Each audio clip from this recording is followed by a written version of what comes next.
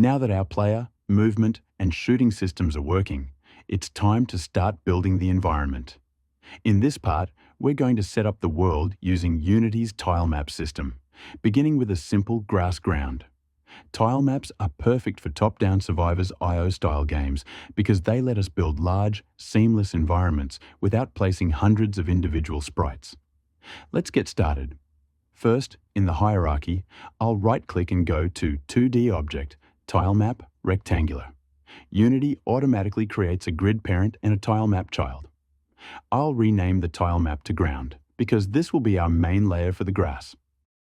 Next, I'll import my grass tile sprite into a folder called Tiles.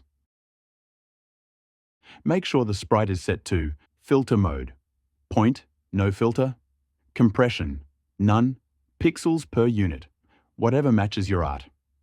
With the tilemap selected, I'll open the Tile Palette window by going to Window, 2D, Tile Palette. I'll create a new palette called Environment.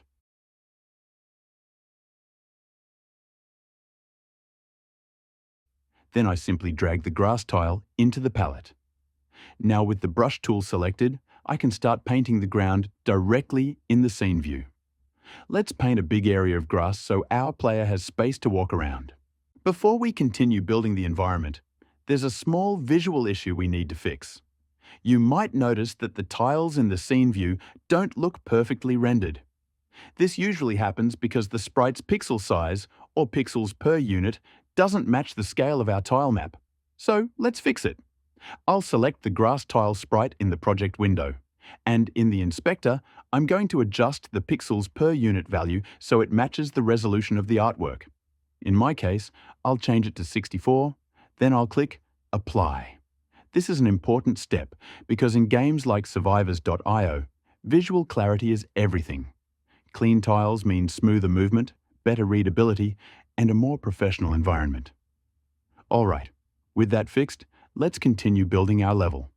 And that's it. We now have a clean, solid grass ground made with tile maps. This gives us a real environment to test movement, shooting, and enemies. And it will be the base for adding details like paths, obstacles, decorations, and props in future videos.